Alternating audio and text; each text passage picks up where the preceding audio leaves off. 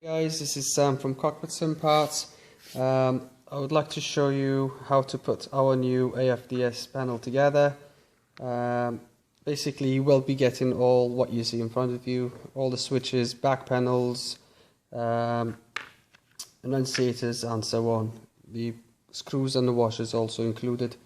To make a start, basically to put it together, the annunciators first, you need to glue the top part on the bottom part, and to do that is, first of all, you need to peel off the protected sheet from the back of the actual annunciator itself. Use a dot of super glue or even double-sided tape. Now this plastic part comes in, also has a protected sheet from both sides. I would recommend to remove the one that's got markings in it and leave the other side on.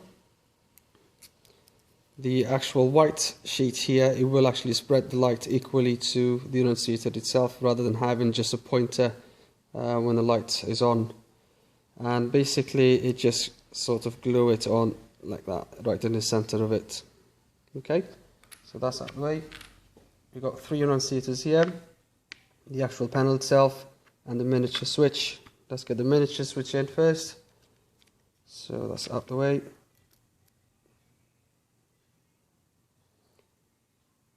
It's a bit tricky parts here, but once it's in, it's easy to go. Here we go. Hold it down and just screw it from the back.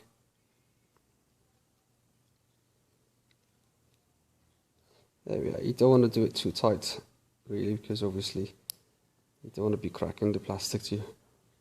There we go. That's done. Right. Next stage is the actual annunciators itself. If we put on these ones here, is out the way then.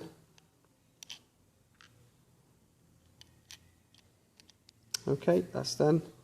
The back-end panel goes after, followed by the actual switch holder. Before we do the actual switch holder, we'll put that on one side for now. We'll show you how to put these switches on. Basically, you get 3 switches with it. Put them in the right holes, and that's how they go on. Squeeze them from the back so they don't fall back. That's one. That's it. Second one. And the last one goes on as well.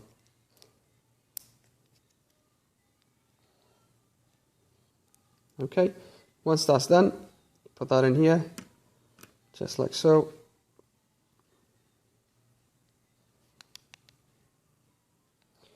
Okay. Right, next stage will be the actual screw itself.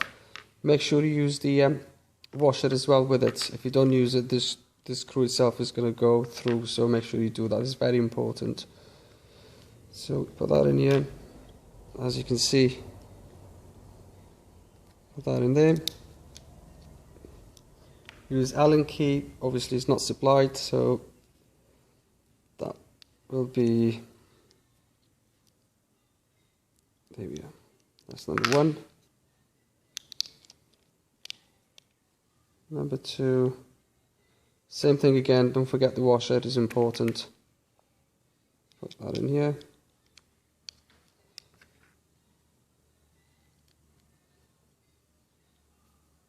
Don't screw that too hard, just make sure it's actually screwed enough. You don't want it too hard, so that is clicking. What happens sometimes if you screw it too hard, they will stop clicking, sort of. They will push the front panel right to the back, so they will jam the switch. And all we have to do is just slightly release the screw from the back. Basically, is undo it the touch. Now that's tight enough, that's good enough for what I need it for. Basically, it's as simple as that, really. On, off, all the buttons, click in nicely, and then what you do, put that straight on your MIB. Yeah, if I can give it that view. Okay. And then just put the screws on the 4 sides. So mount it on your MIB. Simple as that. And if you've got LEDs and you want to use the LEDs, basically if you look at the back, I've sort of made a way for them. It's got LED, if I can get the camera to focus. Yeah. Let's see. Okay, so basically you've just put the LED in the right place there. Grab another two. Right there. And yeah. You can always use hot glue to secure them further if you like. And these obviously need to be wired. So basically if you want to make a connection, you're just going to connect the plus or the minus, whichever way, doesn't matter, in one of those, and then the opposite side will be the minus or the plus, whichever way you like, really. And that's how you make connections to these. Same thing with our toggle switches. The middle part is always the off. You can use that as the negative or the black cable, the red cable at the top, and you need another red cable on the other side, and that will give you the on and off switch. I got a battery here, and I've got, if we try sort of get the annunciators lit, that sort of result you're going to get. And try the other one, and so on.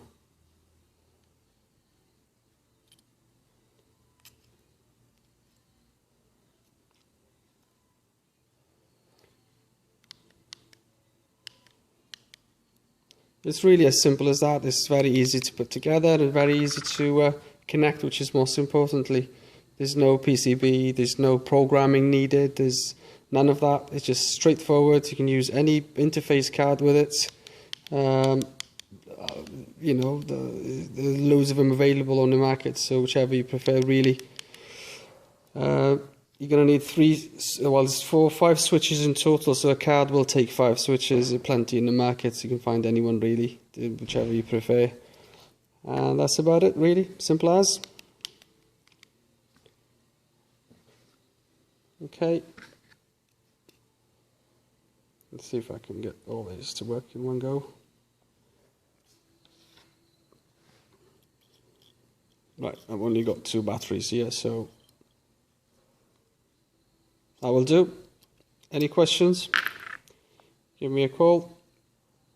Thank you for watching.